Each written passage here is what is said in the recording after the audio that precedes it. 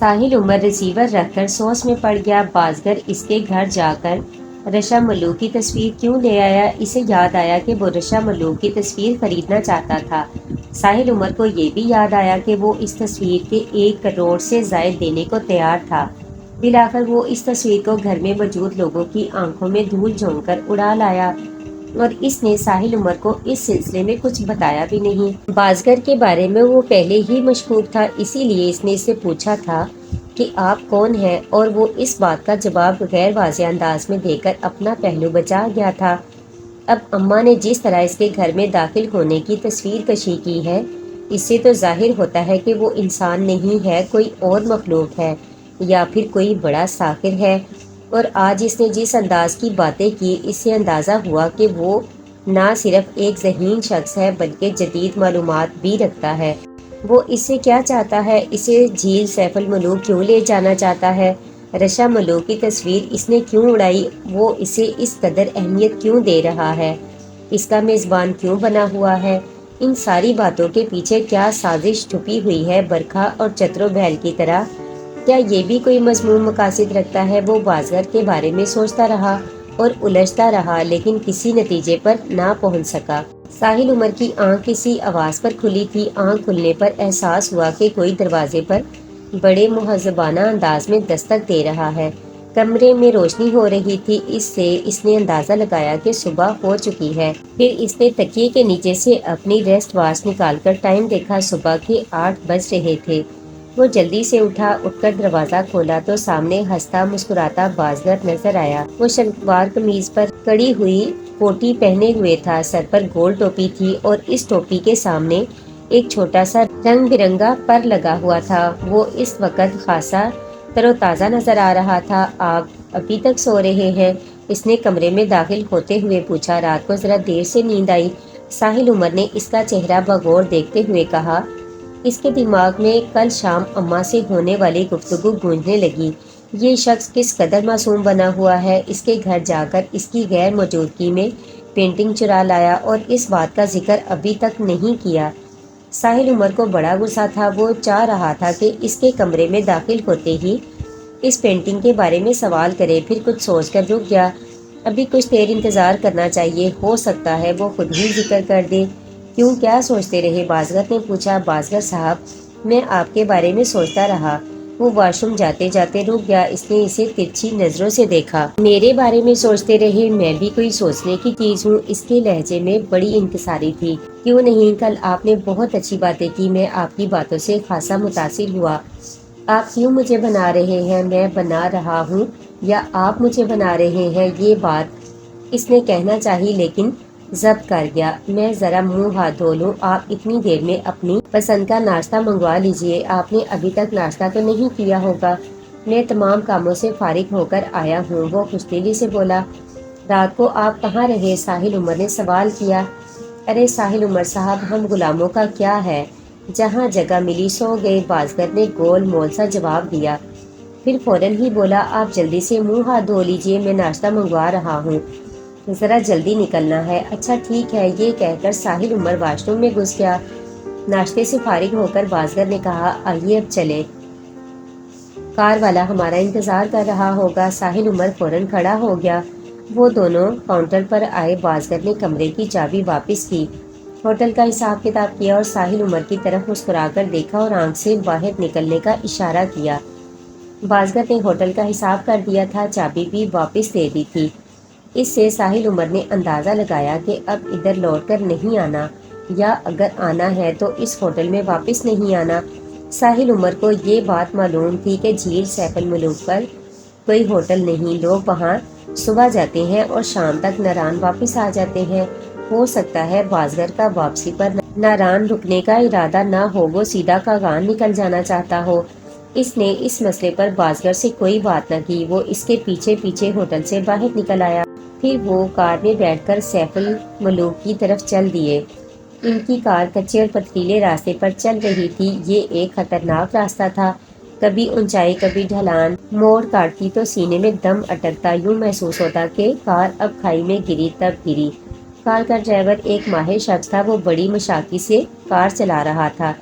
پھر بھی دل لرز رہا تھا۔ کار میں خاموشی چھائی تھی۔ خدا خدا کر کے یہ سفر ختم ہوا۔ گلیشیئر آ گیا تھا۔ اس ایک فرلانگ لمبے گلیشیئر کو پیدل طے کرنا تھا۔ یوں گلیشیئر کے اس پار پہنچانے کے لیے گھوڑے بھی یہاں موجود تھے، لیکن ساحل عمر نے پیدل چلنے کو ترجیح دی۔ یہ ایک خطرناک برفانی راستہ تھا، سیمنٹ کی طرح جمی ہوئی برف۔ اس پر اس طرح سنبھل کر چلنا کہ پاؤں نہ پھسلے۔ ایک طرف برف کی دیوار، دوسری طرف کھائی اور مشکل سے 1.5 فٹ چوڑا راستہ۔ شروع میں ساحل عمر کو تھوڑی سی دقت ہوئی، لیکن پھر اسے اس گلیشیئر کو پار کرنے میں مزہ آنے لگا۔ ابھی صبح کا وقت تھا، اس لیے لوگوں کا زیادہ رش نہیں تھا۔ پھر بھی کئی فیملیاں ان کے آگے پیچھے تھیں اور جھیل سیف الملوک جانے والوں میں عورتیں بھی تھیں، بچے بھی تھے، جوان بھی تھے۔ سبھی اپنی اپنی ہمت اور جرأت کا مظاہرہ کرتے گلیشیئر پار کر رہے تھے۔ برف کا تنگ اور پھسلواں راستہ طے کرنے کے بعد ایک مرتبہ پھر کار کا سفر شروع ہوا۔ اچانک تیز اور ٹھنڈی ہوا چلنے لگی، بادل گھیر آئے اور بارش کے آثار پیدا ہو گئے۔ ساحل عمر کو ہلکی سی سردی لگنے لگی۔ بازگر نے اپنے کندھے سے اتار کر ایک گرم چادر اس کے کندھے پر ڈال دی۔ ساحل عمر نے شکریہ کہہ کر اس چادر کو کھول کر اوڑھ لیا۔ پھر وہ ایک کار میں سوار ہو گئے۔ ابھی اور بلندی پر جانا تھا۔ یہ سب سے خطرناک راستہ تھا، بے حد تنگ، پتھریلا اور جان لیوا۔ یہاں چلنے والی کاریں بھی خاص تھی، طاقتور انجنوں والی۔ ان کو چلانے والے بھی انتہائی ماہر ڈرائیور تھے۔ موت کے کنویں میں شاید کار چلانا آسان ہو، لیکن ان راستوں پر جہاں ہر فٹ کے فاصلے پر موت کا جال بچھا ہوا تھا، کار چلانا آسان نہ تھا۔ ایک تو راستہ اتنا خطرناک، اوپر سے بارش۔ ایک قیامت پر دوسری قیامت۔ ساحل عمر دم سادے بیٹھا تھا۔ ہر موڑ پر، ہر چڑھائی پر، ہر ڈھلان پر اللہ یاد آتا تھا اور موت سامنے کھڑی دکھائی دیتی تھی۔ ساحل عمر کیونکہ ڈرائیور کے برابر والی سیٹ پر بیٹھا تھا، اس لیے راستے کی ہولناکی پوری طرح اس کی نظر میں تھی۔ جب بارش اور تیز ہو گئی تو اس نے پیچھے مڑ کر بازگر سے کہا، بارش رکنے کا انتظار نہ کر لے، راستوں پر پھسلن ہو گئی ہوگی۔ اس سے پہلے کہ بازگر کچھ بولتا، برابر بیٹھا ہوا ڈرائیور بولا، صاحب ڈرو مت، یہ بارش ابھی رک جائے گی۔ راستوں پر پتھر پڑے ہیں، اس لیے راستوں پر پھسلن نہیں ہوتی۔ آپ آرام سے بیٹھے رہیں، یہ ہمارا روز کا کام ہے، آپ بے فکر ہو جائیں۔ ڈرائیور کے بیان سے ساحل عمر کو تسلی نہ ہوئی۔ اس نے بازگر کی طرف سوالیہ نظروں سے دیکھا۔ اب بازگر بولا، آپ پریشان نہ ہوں، کسی قسم کا کوئی خطرہ نہیں ہے۔ اچھا، یہ کہہ کر ساحل عمر سیدھا ہو کر بیٹھ گیا۔ اس کی تھوڑی سی تسلی ہو گئی۔ بارش کی وجہ سے کار کے پھسلنے کا جو خوف اس کے دل میں پیدا ہوا تھا، وہ ڈرائیور کی وضاحت اور بازگر کی تائید کے ساتھ کم ہو گیا، لیکن راستے کی خطرناکی اپنی جگہ موجود تھی۔ خدا خدا کر کے یہ سفر بھی ختم ہوا۔ آگے راستہ بند تھا، کار اس سے آگے نہیں جا سکتی تھی۔ بارش رک چکی تھی۔ اب جھیل سیف الملوک تک جانے کے لیے پیدل سفر کرنا تھا۔ چاروں طرف اونچے اونچے پہاڑ تھے جن پر برف جمی ہوئی تھی۔ ہر طرف سحر انگیز مناظر تھے۔ اللہ نے یہ حسن کہاں لا کر بکھیرا تھا۔ وہ دونوں خاموشی سے کبھی ایک ساتھ اور کبھی آگے پیچھے چلے جا رہے تھے۔ پھر اچانک وہ لمحہ آیا، لمحہ حیرت۔ سانس جہاں ہو وہیں رک جائے۔ ایک موڑ مڑتے ہی جیسے ہی سامنے نگاہ اٹھی تو آنکھیں پلک جھپکنا بھول گئیں۔ سانس اوپر کا اوپر اور نیچے کا نیچے رہ گیا۔ روح پر ایک دم سرشاری سی چھا گئی۔ سبحان تیری قدرت! سامنے سیف الملوک جھیل تھی۔ ساحل عمر آرٹسٹ تھا، نازک دل اور حساس دماغ رکھنے والا۔ وہ تو اس منظر کو دیکھ کر مبہوت رہ گیا۔ اسے یوں محسوس ہوا جیسے ہر چیز ایک لمحے کو ساکت ہو گئی ہو، اس نظارے کے علاوہ ہر نظارہ مٹ گیا ہو۔ اس جھیل کے حسن کے بارے میں اس نے جو کچھ سنا تھا، اسے بڑھ کر پایا تھا۔ یہ جھیل تخلیق کرنے والے کی نادر پینٹنگ تھی، ایک ایسی پینٹنگ جسے دیکھ کر قدم چلنا بھول جائے، آنکھیں پلکنے جھپکانا بھول جائے، دل دھڑکنا بھول جائے اور روح کو سانس لینا یاد نہ رہے۔ اے اللہ، تیرا کوئی جواب نہیں، تو نے کہاں لا کر یہ پینٹنگ نصب کی اور پھر اسے نمائش کے لیے انسانوں کے لیے کھولا۔ وہ پہلا شخص کون ہوگا جس نے جھیل سیف الملوک کو دریافت کیا؟ پھر پہاڑوں کا سینہ چھلنی کر کے ان پر راستوں کا جال بچھایا گیا۔ یہ راستے اگرچہ بے حد خطرناک اور جان لیوا ہیں، لیکن اس جھیل کی کشش انسانوں کو اپنی طرف کھینچے لیے جاتی ہے۔ بازگر نے ٹھیک ہی کہا تھا، جب اللہ کوئی چیز تخلیق کرتا ہے تو اس کی نمائش کا انتظام بھی کرتا ہے۔ وہ خود کو چھپا کر نہیں رکھنا چاہتا، کائنات کا ذرہ ذرہ اس کا مظہر بن جاتا ہے۔ وہ ہر طرف دکھائی دینے لگتا ہے، بس ذرا سی توجہ چاہیے، دیکھنے والی آنکھ چاہیے۔ جھیل سیف الملوک جہاں سے اچانک دکھائی دیتی ہے اور بندے پر سحر طاری کر دیتی ہے، وہ مقام اونچائی پر ہے، جبکہ سیف الملوک جھیل گہرائی میں ہے اور اس مقام سے ایک فرلانگ کے فاصلے پر ہے۔ تھوڑا سا آگے بڑھ کر یہاں چند دکانیں اور ایک چھوٹا سا ریسٹورنٹ ہے، اس کے بعد ڈھلان شروع ہو جاتی ہے۔ جھیل پر کسی قسم کا کوئی ہوٹل وغیرہ نہیں ہے۔ جھیل سیف الملوک برف پوش پہاڑوں میں گھری ہے۔ ان پہاڑوں کے دامن میں یہ پیالہ نما جھیل ہے۔ یہ ہے وہ جھیل جس کے بارے میں کہا جاتا ہے کہ یہاں پریاں اترتی ہیں۔ ساحل عمر نے سوچا کہ اگر یہ بات مشہور ہے تو اس میں ضرور صداقت ہوگی، کیونکہ پریوں کو اترنے کے لیے اس سے کم حسین جگہ نہیں چاہیے۔ اگرچہ ساحل نے پریاں نہیں دیکھی تھی، لیکن بچپن میں جو کہانیاں سنی تھی ان سے یہ تصور بھی ابھرتا تھا کہ پریاں بہت خوبصورت ہوتی ہیں۔ ہر خوبصورت چیز کے لیے خوبصورت جگہ ہی درکار ہوتی ہے۔ ساحل عمر نے جھیل کے کنارے کنارے دور تک چکر لگایا، پھر وہ برف پوش پہاڑ پر چڑھا۔ موسم بہت خوشگوار تھا۔ جھیل پر اب خاصے لوگ آ چکے تھے۔ بازگر اور ساحل عمر نے اوپر آ کر کھانا کھایا، چائے پی، کچھ دیر بیٹھ کر ادھر ادھر کی باتیں کی، پھر وہ دونوں جھیل پر آ گئے۔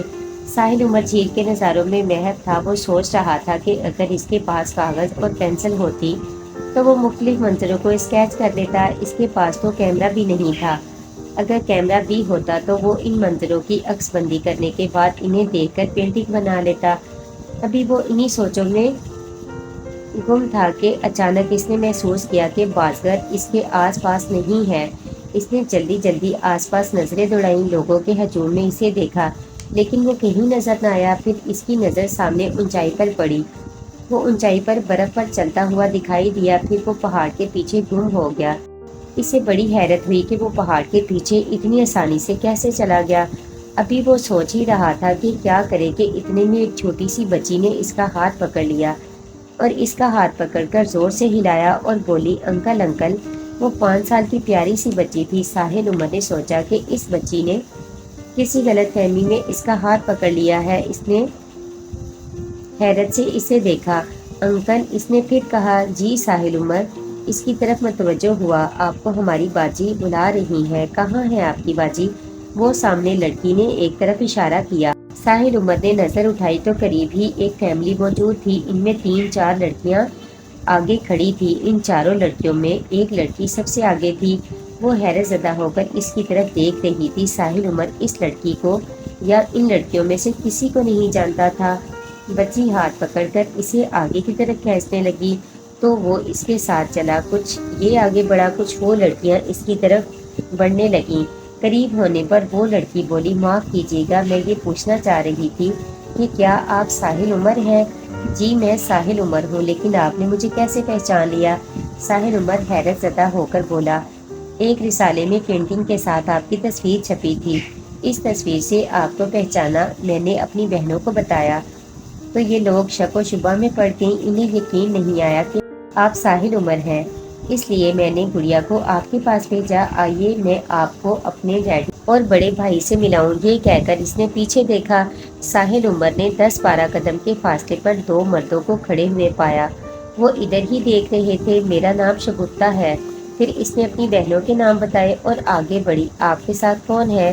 شگفتہ نے آگے چلتے ہوئے سوال کیا۔ میرے ساتھ میرے ایک دوست ہیں، وہ ابھی اس پہاڑ کے پیچھے گئے ہیں۔ کس پہاڑ کے پیچھے؟ وہ سامنے، ساحل نے ادھر اشارہ کیا۔ لیکن وہاں وہ کیا کرنے گئے ہیں اور وہاں تک چلے کیسے گئے؟ کسی بندے کا وہاں جانا آسان نہیں۔ وہ لڑکی حیرت زدہ ہو گئی۔ تو وہ بندہ ہے کب؟ وہ تو جن ہے۔ جن؟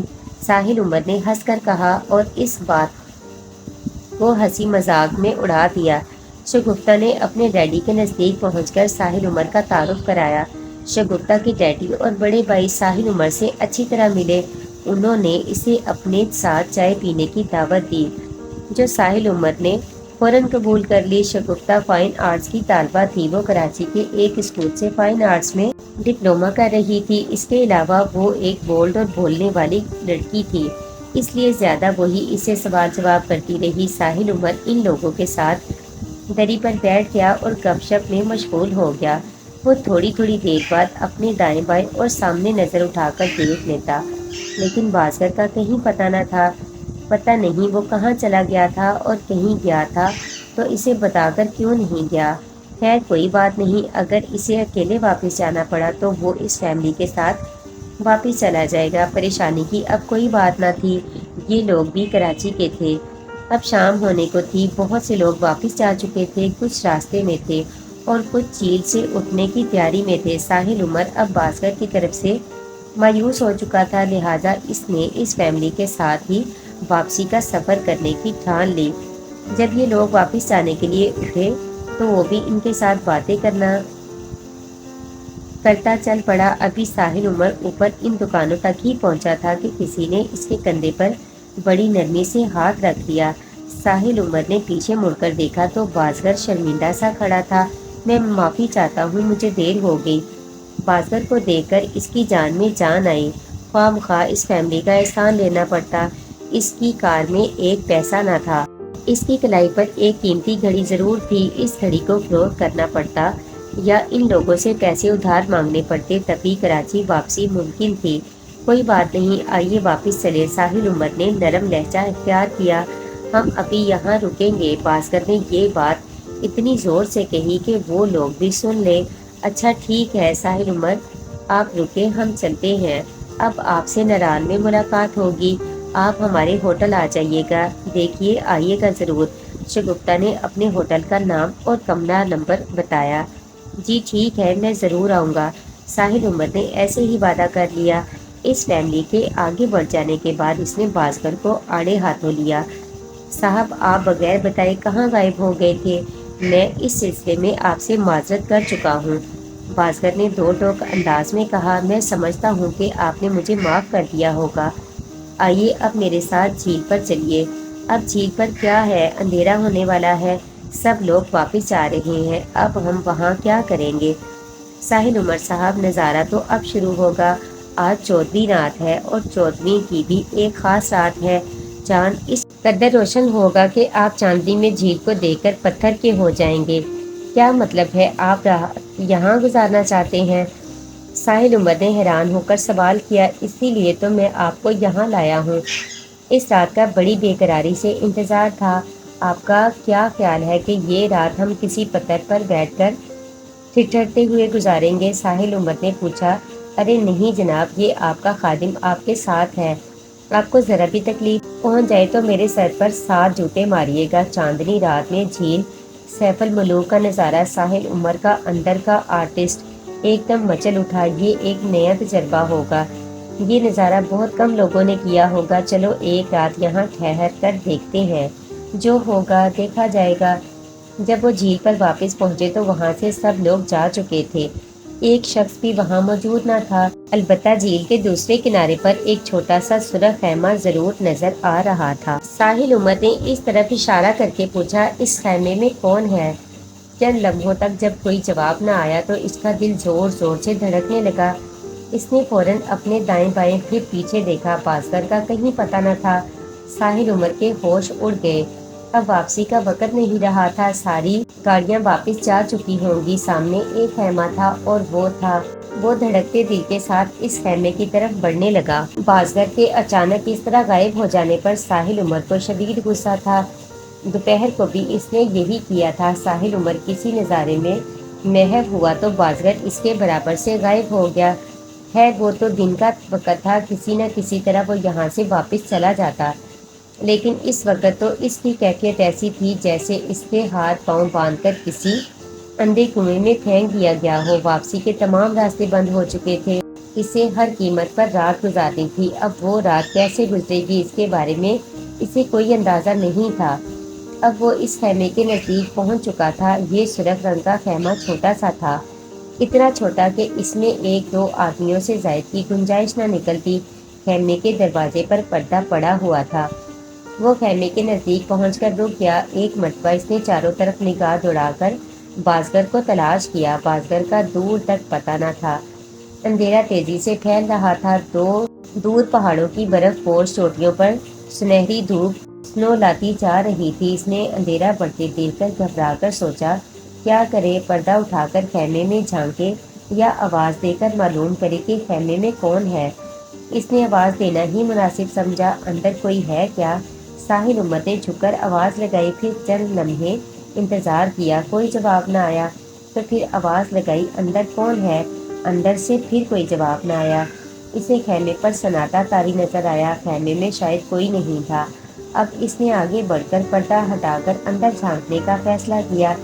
اس نے سامنے پردے کو ہاتھ لگایا تو وہ ہلا نہیں۔ دونوں پردوں کو بڑے بڑے سوراخوں میں سفید رسی پرو کر بند کیا گیا تھا۔ اس رسی کو اندر کی طرف سے بھی کھولا جا سکتا تھا اور باہر کی طرف سے بھی۔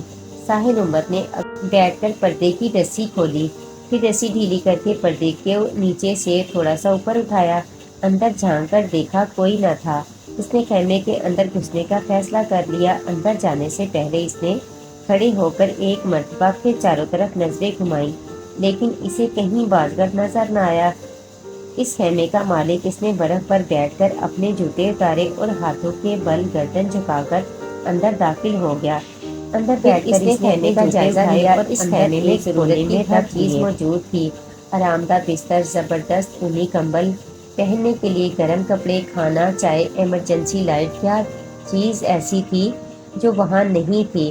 اس خیمے میں بڑے آرام سے رات گزاری جا سکتی تھی، بشرطیہ کہ خیمے والے نے اسے آ کر باہر نہ نکال پھینکا۔ آج کا پورا دن ساحل عمر نے جھیل پر گھومتے پھرتے گزارا تھا۔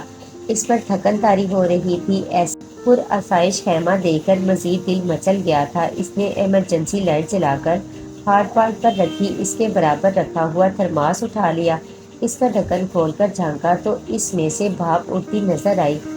وہ پورا تھرمس نفیس چائے سے بھرا ہوا تھا۔ ایک کپ میں چائے بھر کر اس نے تھرماس بند کر دیا اور کمبل اپنے جسم پر ڈال کر نیم دراز ہو کر چائے پینے لگا۔ چائے کا پہلا گھونٹ لیا تو ایک لطیف ذائقہ حلق سے اترتا چلا گیا۔ وہ بہت مزیدار چائے تھی۔ چائے پی کر وہ تکیہ سر کے نیچے کھسکا کے کچھ دیر آرام کی غرض سے لیٹ گیا۔ اس نے کمبل اپنے سینے تک ڈال لیا۔ سردی آہستہ آہستہ بڑھ رہی تھی۔ جسم کو تھوڑا آرام ملا تو اس کی آنکھیں بند ہونے لگیں۔ پھر وہ یہ سوچتا سوچتا نیند کے آغوش میں چلا گیا کہ جانے کب خیمے والا آ جائے اور اس خیمے سے باہر نکال دے۔ 2 گھنٹے کے بعد اس کی آنکھ کھلی۔ اس نے گھبرا کر چاروں طرف دیکھا کہ وہ کہاں لیٹا ہے۔ وہ ابھی خیمے میں ہی تھا اور خیمے کی ہر چیز اپنی جگہ جوں کی توں موجود تھی۔ کلائی گھڑی دیکھنے سے اندازہ ہوا کہ وہ 2 گھنٹے نہایت اطمینان سے سویا ہے۔ اٹھا تو بھوک کا شدت سے احساس ہوا۔ اس نے ایمرجنسی لائٹ بستر پر رکھی اور ہارڈ پٹ کھول کر اس نے کھانا پلیٹ میں نکالا۔ بڑے مزے سے اس نے روز مرغی تندوری نان سے کھائی۔ اس کھانے کا ذائقہ بھی بالکل مختلف اور بہترین تھا۔ پانی کے بھرے ہوئے کین سے پانی گلاس میں نکال کر خوب سیر ہو کر پیا۔ یہ پانی نہایت شفاف اور لطیف تھا۔ جانے یہ کس کا خیمہ تھا؟ جانے کون اتنے اہتمام سے یہاں رات گزارنے آیا تھا؟ جانے وہ خیمہ چھوڑ کر کیوں چلا گیا تھا؟ ساحل عمر نے بڑے اطمینان سے اس خیمے پر قبضہ کر لیا تھا اور اپنے ابا جی کا مال سمجھ کر یہاں رہنے اور کھانے پینے میں مشغول تھا۔ اندر سے اس کا دل ملامت کر رہا تھا، لیکن وہ یہاں رہنے اور یہاں موجود چیزوں کو استعمال کرنے پر مجبور تھا۔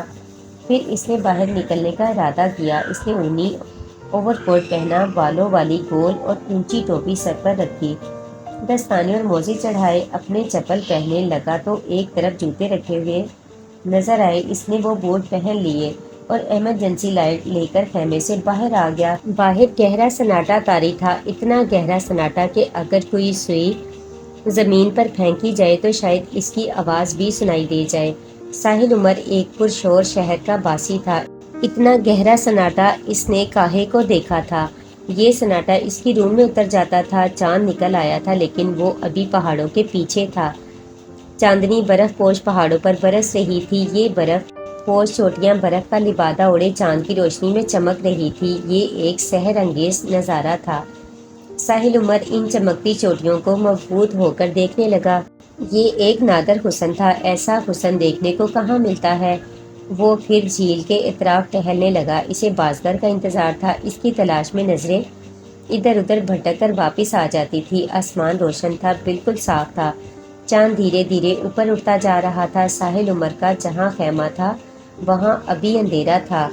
وہ جگہ پہاڑ کے سائے میں تھی۔ پھر اچانک ہی چاند پہاڑ کی اوٹ سے نکل آیا۔ جھیل سیف الملوک ایک دم روشن ہو گئی۔ اس پیالہ نما جھیل میں چاند کا عکس نظر آنے لگا۔ چاروں طرف دودیا چاندنی پھیل گئی۔ برف سے ڈھکے پہاڑوں پر چاندنی کچھ اس طرح منعکس ہو رہی تھی کہ یوں محسوس ہوتا تھا جیسے اچانک چاندنی کا سیلاب آ گیا ہو۔ آج چاند کچھ ضرورت سے زیادہ ہی روشن تھا۔ بازگر نے صحیح کہا تھا، یہ چودھری کے چاند کی کوئی خاص بات تھی۔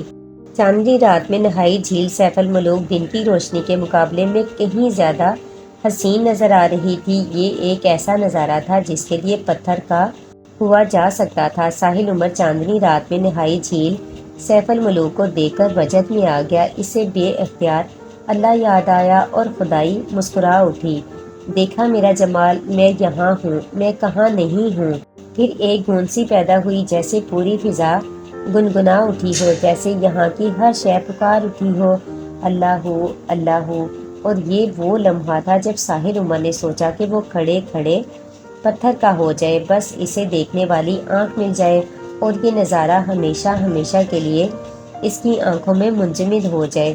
وہ اس نظارے کو دیکھ کر کبھی نہ تھکتے۔ تب اسے بازگر یاد آیا۔ وہ اسے بہت اچھا لگا۔ اس نے اسے فوراً معاف کر دیا۔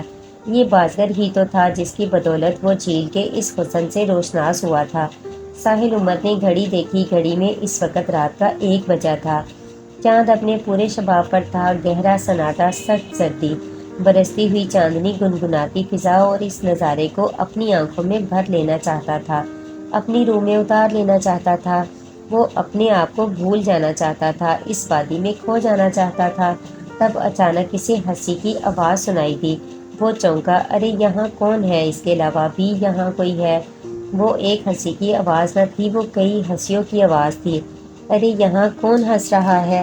شاید یہ وادی ہنس رہی ہے، کائنات گنگنا رہی ہے۔ پھر اس نے سامنے نگاہ کی تو پہاڑ کے پیچھے سے ان ہنسنے والیوں کو آتے دیکھا۔ وہ بڑی تیزی سے لہراتی ہوئی چلی آ رہی تھی۔ چھن چھن گھنگرو بج رہے تھے، ہنسی کے فوارے چھوٹ رہے تھے۔ ساحل عمر جلدی سے خیمے کی اوٹ میں چلا گیا۔ پھر جب اس نے دیکھا کہ وہ اسی طرف آ رہی ہے تو وہ جلدی سے خیمے میں گھس گیا اور پردے کی اوٹ سے باہر جھانکنے لگا۔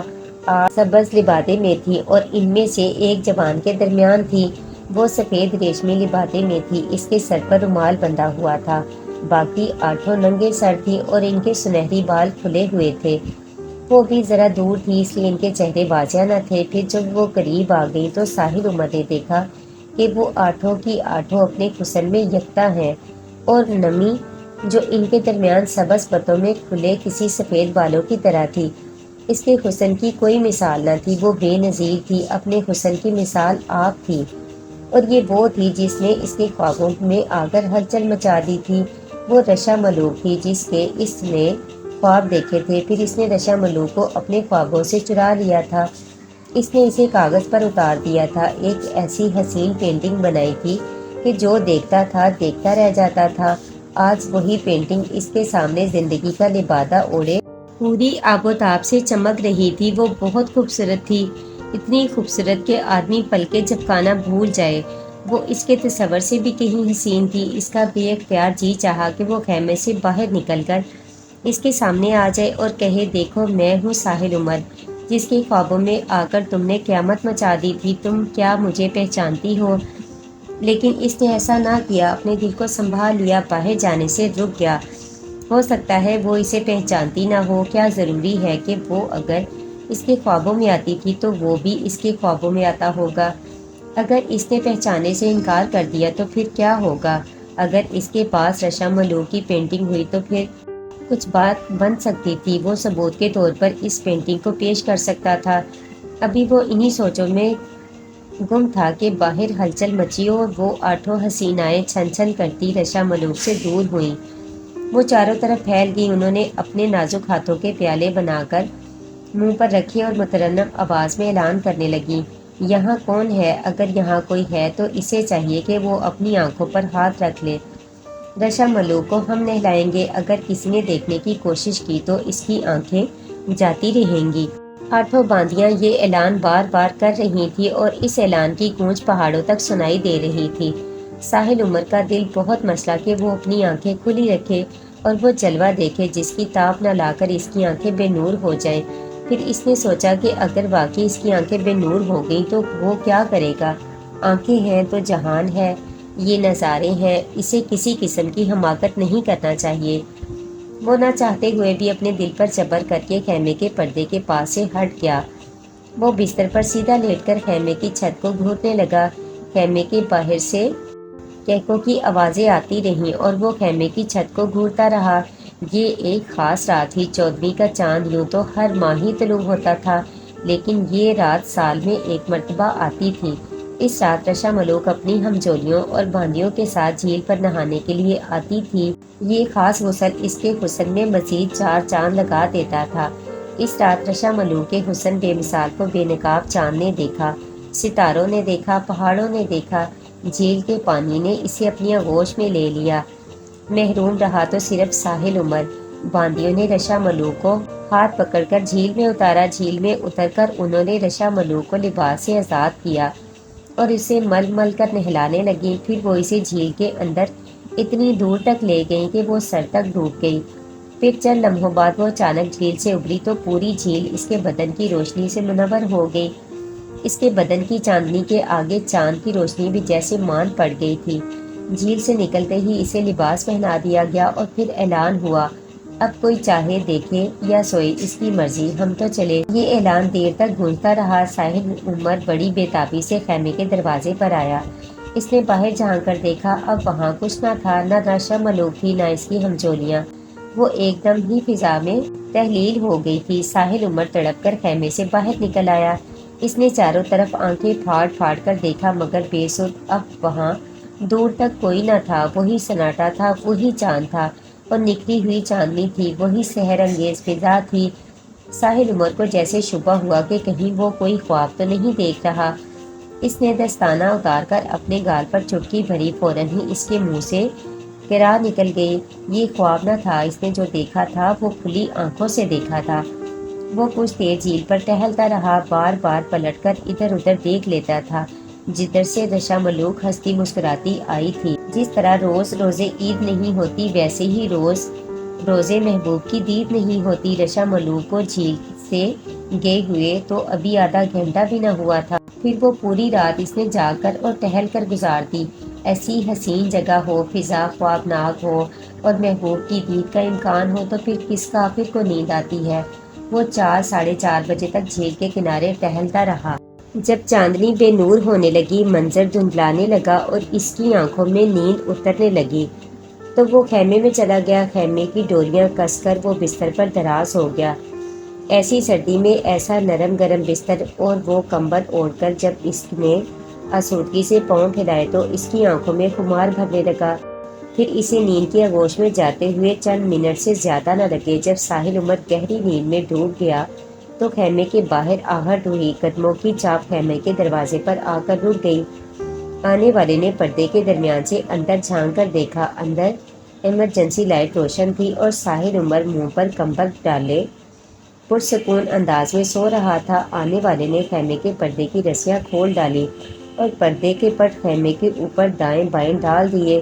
پھر وہ کسی بندر کی طرح چاروں ہاتھ پاؤں پر چلتا ہوا بڑی احتیاط کے ساتھ خیمے میں داخل ہوا۔ اس نے آہستہ آہستہ ساحل عمر کے چہرے سے کمبل کھینچا۔ جب کمبل ساحل عمر کی ناک تک ہٹ گیا تو آنے والے نے اپنی جیب سے ایک پتھر کا ٹکڑا نکالا اور اس کی ناک پر رکھ دیا۔ چند لمحے اس نے اس پتھر کو اس کی ناک پر رکھا رہنے دیا، پھر 3 بار اس نے اس پتھر کو اس کی ناک پر رگڑا اور اطمینان بھرا سانس لے کر اس نے اس پتھر کو دوبارہ جیب میں ڈال لیا اور کمبل سے اس کا منہ ڈھک دیا۔ پھر آنے والا خیمہ سے باہر نکل آیا۔ باہر نکل کر اس نے اپنے دونوں ہاتھوں کو بھونپو بنا کر ایک عجیب سی آواز نکالی۔ یہ آواز کس چیخ سے مشابہ تھی؟ اس چیخ کے نمودار ہوتے ہی پتھر کی ایک گاڑی پہاڑ کی اور سے برآمد ہوئی اور بہت تیز رفتاری سے چلتی خیمے کے پاس آ کر ٹھہر گئی۔ یہ ایک کھلی گاڑی تھی، اس میں 2 پہیے لگے ہوئے تھے اور آگے تہکال اس میں جتا ہوا۔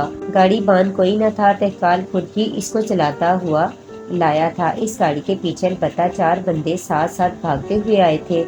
دانا کیا حکم ہے؟ وہ چاروں ہاتھ باندھ کر غلاموں کی طرح اس شخص کے سامنے کھڑے ہو گئے۔ جس نے چیخ مار کر انہیں طلب کیا تھا وہ بازگر تھا۔ خیمہ اکھاڑو، بازگر نے چاروں کو حکم دیا۔ چند لمحوں میں ان چاروں نے خیمے کے چاروں کونٹے اکھاڑ لیے اور خیمہ اس آہستگی سے ساحل عمر کے اوپر سے اتارا کہ ذرا سا بھی شور نہ ہوا۔ دانا کو احتیاط سے اٹھا کر ماں بستر گاڑی میں رکھ دو، بازگر نے دوسرا حکم دیا۔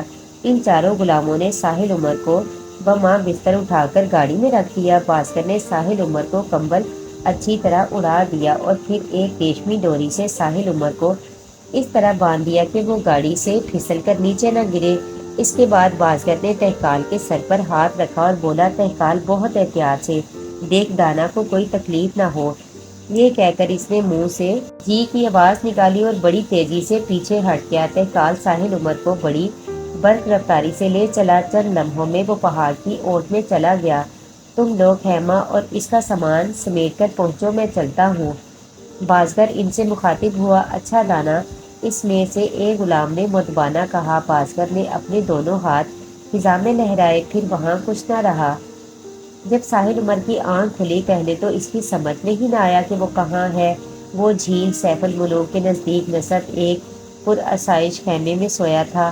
اب نہ وہ خیمہ تھا نہ وہ مقام تھا، البتہ بستر وہی تھا۔ وہ گھبرا کر اٹھ بیٹھا، وہ کہاں آ گیا ہے؟ یہ ایک چھوٹا سا کمرہ تھا، اس کمرے کی دیواریں پتھروں کی تھی۔ کمرہ گول تھا، زمین پر سفید بالوں کا قلین بچھا ہوا تھا۔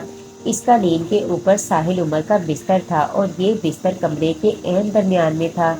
گنبد نما چھت تھی اور یہ چھت اطراف سے کھلی ہوئی تھی جس سے روشنی اندر آ رہی تھی۔ سامنے ایک دروازہ تھا جو بند تھا۔ پھر ساحل عمر نے اپنی پشت کی طرف گھوم کر دیکھا تو حیران رہ گیا۔ سامنے دیوار پر ایک قد آدم تصویر بنی ہوئی تھی۔ یہ تصویر ساحل عمر کی تھی۔ صورت تو ساحل عمر کی تھی لیکن لباس ساحل عمر کا نہ تھا۔ وہ ایک بند گلے کا کوٹ پہنے ہوئے تھا، سر پر آسمانی رنگ کا صافہ تھا۔ کوٹ کے کالر پر 2 ہیرے لگے ہوئے تھے جو جگمگا رہے تھے۔ گلے میں ایک کالی ڈوری میں بندھی انگوٹھی پڑی تھی، یہ چاندی کی انگوٹھی تھی اور اس میں سبز رنگ کا گول پتھر لگا ہوا تھا۔ کوٹ کا رنگ سرمئی تھا۔ ساحل عمر بستر کو چھوڑ کر اپنی اس تصویر کے پاس آ کھڑا ہوا۔ اس نے پہلے تو چیک کیا کہ یہ تصویر کس چیز سے بنائی گئی ہے۔ یہ تصویر چھوٹے چھوٹے رنگین پتھروں سے بنائی گئی تھی اور اتنی نفاست سے بنائی گئی تھی کہ دور سے دیکھنے پر پینٹنگ نظر آتی تھی۔ اس تصویر کو بہت محنت اور بڑی مہارت سے بنایا گیا تھا۔ یہ ایک جیتی جاگتی تصویر تھی۔ ساحل عمر اپنی اس تصویر کو دیکھ کر ششدرہ رہ گیا۔ اگر اس تصویر کا خالق اس کے سامنے ہوتا تو وہ بے اختیار اس کے ہاتھ چوم لیتا۔ تبھی دروازہ کھلا اور وہ ہستی پوری شان سے چلتی ہوئی اندر آئی جس نے اس تصویر کو تخلیق کیا تھا۔ ساحل عمر اپنی تصویر کو دیکھنے میں اس قدر محو تھا کہ اسے یہ بھی پتہ نہ چلا کہ کوئی خاموشی سے اس کے پیچھے آ کھڑا ہوا ہے۔ ایک دل فریب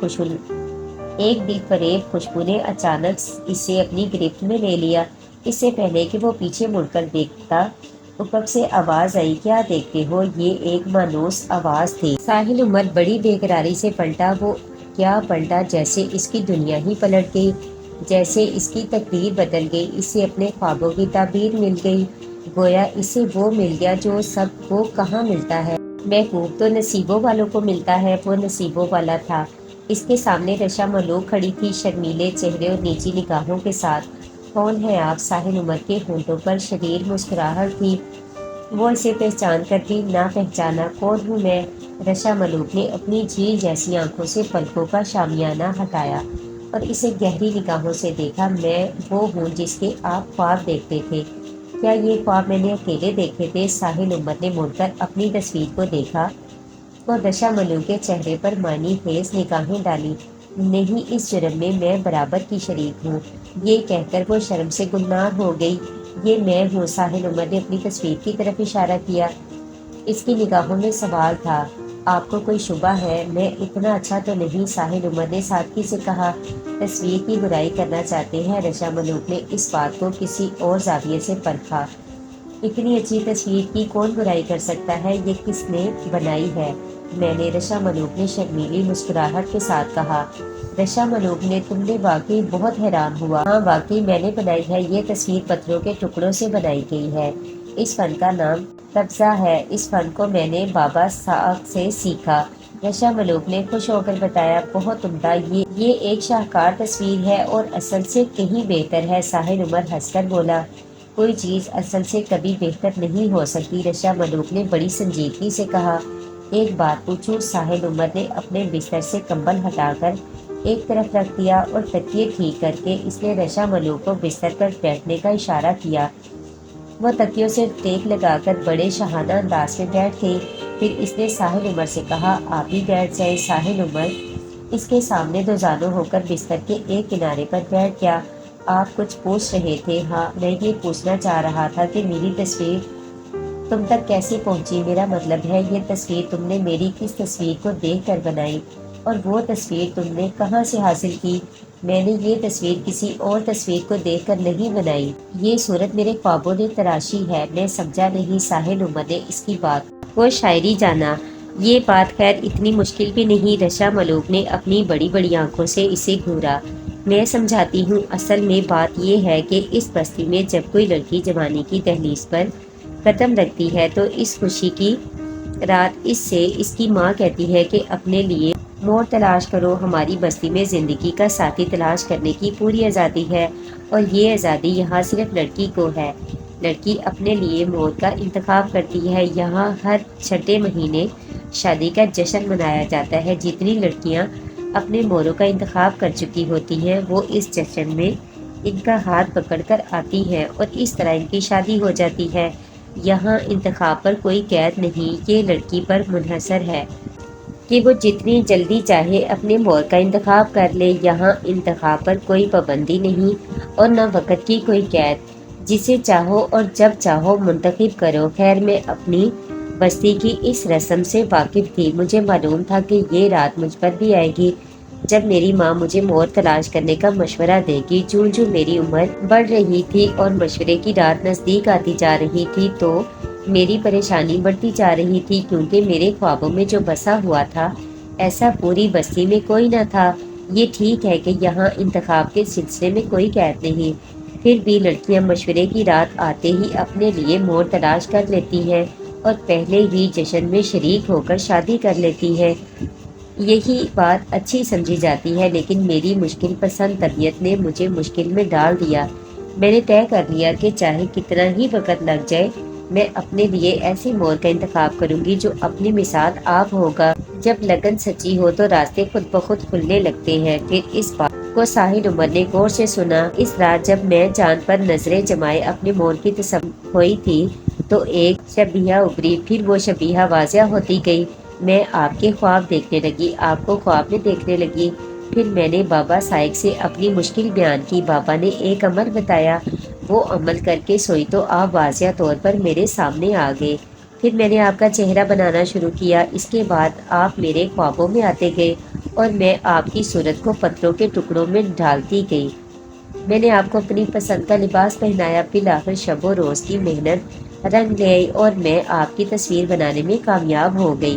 ساحل عمر بڑی محنت سے اس کی بات سن رہا تھا، ساتھ ہی اس کی نظریں اس کے چہرے کے دلآویز نقوش پر جمی تھی۔ اسے اپنے آپ پر بڑا فخر ہو رہا تھا کہ ایک حسین ترین لڑکی کا وہ آئیڈیل تھا اس کے خوابوں میں بستا تھا، کچھ اس انداز سے کہ اس نے اس کے نقوش پتھر کی دیوار پر پتھروں میں ڈال دیے۔ میرا شوق دیکھ، میرے شوق کا حصول دیکھ۔ پھر کیا ہوا؟ ساحل عمر نے اسے خاموشی اختیار کرتے دیکھ کر پوچھا۔ بس پھر کیا ہونا تھا؟ روز آپ کی تصویر کو دیکھتی تھی اور سوچتی تھی۔ رشا ملوک بولی۔ کیا سوچتی تھی؟ اس نے پوچھا۔ سوچتی تھی اور اپنے آپ سے مخاطب ہو کر سوال کرتی تھی۔ دیکھ رشا ملوک، تو نے سپنوں کے شہزادے کی تصویر تو بنا لی، پر اب تو اسے پائے گی کس طرح؟ اس تصویر سے تو تیری شادی نہیں ہو سکتی۔ اسے ڈھونڈ، اسے تلاش کر، یہ کہاں ہے؟ پھر میں نے آپ کو ڈھونڈنا شروع کیا۔ میرے پاس جو بھی ذرائع تھے سب استعمال کر ڈالے، لیکن یہ معلوم نہ ہو سکا کہ آپ کہاں ہیں۔ اتنا مجھے یقین تھا کہ جب آپ میرے خوابوں میں آتے ہیں تو آپ کا وجود کہیں نہ کہیں ضرور ہے۔ جب میں بہت زیادہ پریشان ہوئی تو بابا سائق کی خدمت میں حاضری دی، ان سے اپنا مسئلہ بیان کیا تو انہوں نے 3 راتوں کے بعد مجھے بلایا۔ یہ 3 راتیں میں نے بڑی بے قراری سے گزاری۔ جب میں چوتھی رات ان کی خدمت میں حاضر ہوئی تو ان کے ہونٹوں پر تبسم تھی۔ میں سمجھ گئی کہ میرا گوہر مراد مل گیا۔ پھر انہوں نے آپ کے ملنے کی خوشخبری سنائی، ساتھ میں کچھ پریشان کن باتیں بھی بتائی۔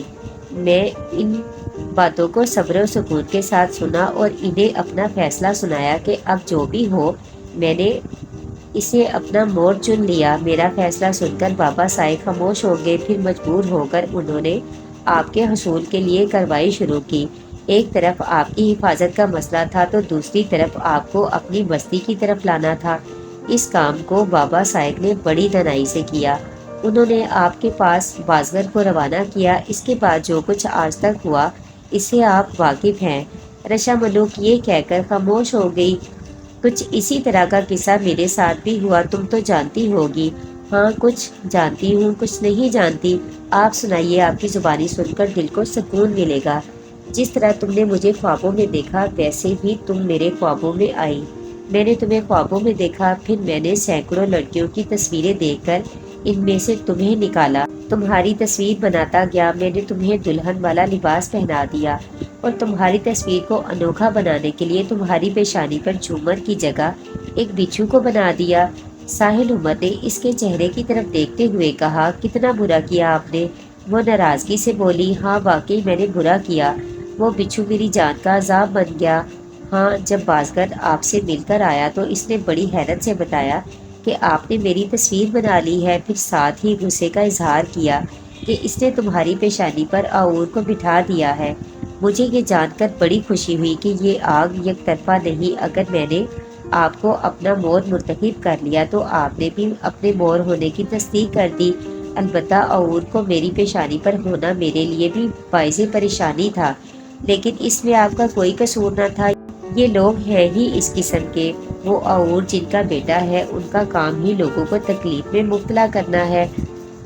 وہ اس تصویر کے ذریعے مجھ پر اپنا تسلط جمانا چاہتا تھا، لیکن وہ ایسا نہ کر سکا۔ بالآخر اسے میری پیشانی کو چھوڑنا پڑا۔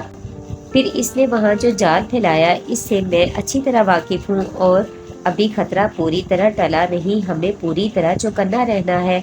وہ احمق چاہتا ہے کہ میں اسے اپنا مور منتخب کر لوں۔ رشا ملوک نے انکشاف کیا، ارے نہیں ساحل عمر بے اختیار چونک اٹھا، ایسا کیسے ہو سکتا ہے؟ یہ میں سچ کہہ رہی ہوں، رشا ملوک نے اس کی آنکھوں میں دیکھتے ہوئے کہا۔ اس کا قبیلہ ہماری بستی کے نزدیک ہی آباد ہے، لیکن آپ کو پریشان ہونے کی ضرورت نہیں، آپ اس وقت محفوظ ترین مقام پر ہیں۔ رشا ملوک، کیا تم جانتی ہو کہ یہ لوگ میرے پیچھے کیوں لگے ہوئے ہیں؟ سب کی اپنی اپنی غرض ہے، اور کچھ اور چاہتا ہے اور وہ جادوگرنیاں کچھ اور چاہتی ہیں۔ کیا یہ صحیح ہے؟ برکھا مجھے زندگی سے محروم کر کے اپنی ساحرانہ قوتیں بڑھانا چاہتی ہے۔ ہاں یہ بات بالکل ٹھیک ہے، وہ ایک خطرناک ساحرہ ہے، اسے آؤر اور اس کے باپ کی پشت پناہی حاصل ہے۔ اس نے ایک لمحہ توقف کیا اور پھر مسکرا کر بولی، اچھا چھوڑے ان باتوں کو، میں بھی آتے ہی کیا قصہ لے بیٹھی۔ نہیں ایسی کوئی بات نہیں، تمہاری باتوں سے میری کئی الجھنیں دور ہو گئی۔ اور مجھ سے ملنا کیسا لگا؟ رشا ملوک نے اپنی شرمیلی نگاہیں اٹھائیں، یوں لگا جیسے میں نے چاند کو چھو لیا ہو۔ آپ نے بڑی سچی اور اچھی بات کہی، مجھ سے ملنا، مجھے دیکھنا واقعی ایسا ہے جیسے کوئی چاند کو چھو لے۔ اس کا کیا مطلب ہے؟ میں نے کوئی اور بات کہی تھی، تم نے کوئی اور بات کہی۔ جو آپ نے کہا وہ بھی سچ، اور جو میں نے کہا وہ بھی سچ۔ کیا تمہارا تعلق چاند سے ہے؟ ساحل عمر نے وضاحت چاہی۔ میرا تعلق چاند سے ہو یا زمین سے، رشا ملوک تو اب آپ کی ہو گئی، اس نے ایک ادائے خاص سے کہا۔ وہ اصل بات کا جواب گول کر گئی، میں اسے اپنی خوش نصیبی سمجھتا ہوں، میری اماں گھر پر تمہارا انتظار کر رہی ہیں۔ یہ کتنی عجیب بات ہے کہ میں انہیں تمہاری تصویر دکھا کر تمہیں دلہن کہہ چکا ہوں، تم میرے خوابوں کی تعبیر ہو۔ مجھے ایسی ہی شریک زندگی کی تلاش تھی، تمہارا حسن بے مثال ہے۔